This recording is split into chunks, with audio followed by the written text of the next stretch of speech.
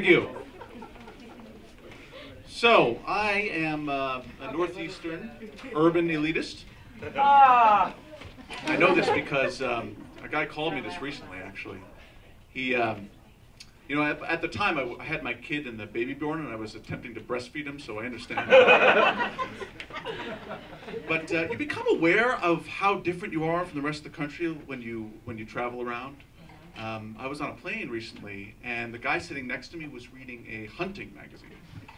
It's not exactly something I'm familiar with. I had my usual magazine out. It's Arugula and Goat Cheese Weekly. And,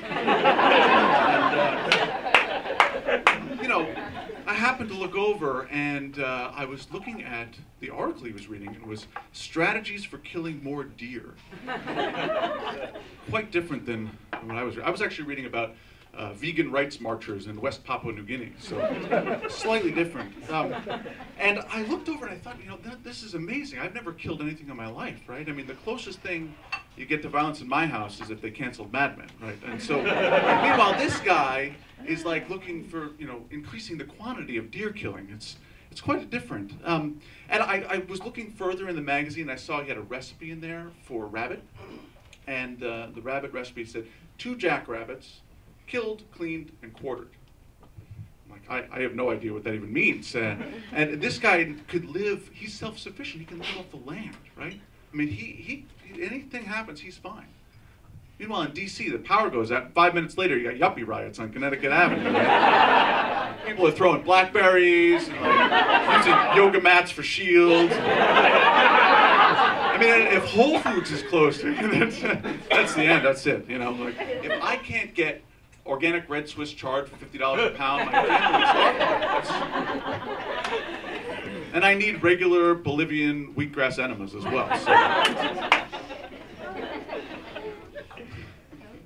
So, you know, I have kids, and I don't know if you're, well, part of being a Northeastern elitist is you're very overprotective of your kids. I'm not sure if you're aware of this, but now peanut butter is the most toxic substance on earth, incredibly dangerous. You can't have peanut butter anywhere near a kid ever.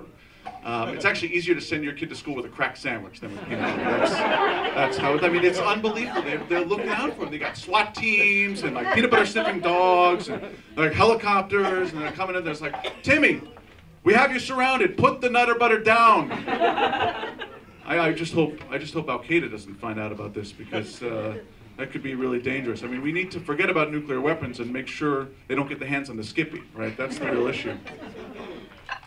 So part of having kids is that you go to a lot of birthday parties, and man, there is nothing dumber than a 2-year-old kid's birthday party. That is the dumbest thing oh man. I mean, the kid has no idea what's going on. Right? And everyone's screaming and crying and stealing his toys, and that's just the parents, right?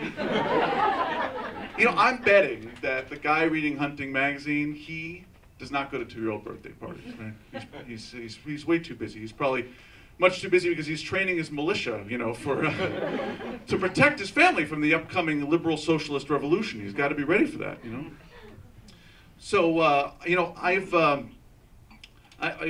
one of the ways that we try to protect our kids, I don't know if you've seen this, but one of the latest innovations is drug-free school zones. I don't know if you've seen these signs, but they have signs outside the schools that say drug-free school zones. I know we have some teachers here. I'm not sure what your experience with this is, but does that really work? Like, you know, people see the sign, they're like, oh, it's a drug-free school zone. Like, what kind of neurotic drug dealer is worried about a drug-free school zone?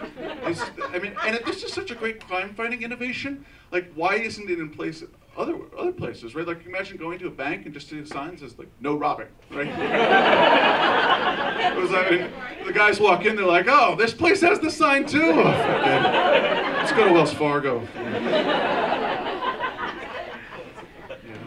So yeah, we are overprotective. I mean, my kid wears a helmet when he rides his scooter. That's pretty lame, right? I mean, that's pathetic. But you know why? You know why I have to have him do it? Because in my neighborhood, you know, I live on Capitol Hill. If someone saw me with him and he was not wearing his helmet, I would be thrown out of our cloth diaper sharing co-op. So I can't have that. So Northeastern liberal elite is also sometimes code word for Jew, right? may have noticed that I'm Jewish, right? Like that wasn't obvious. Right?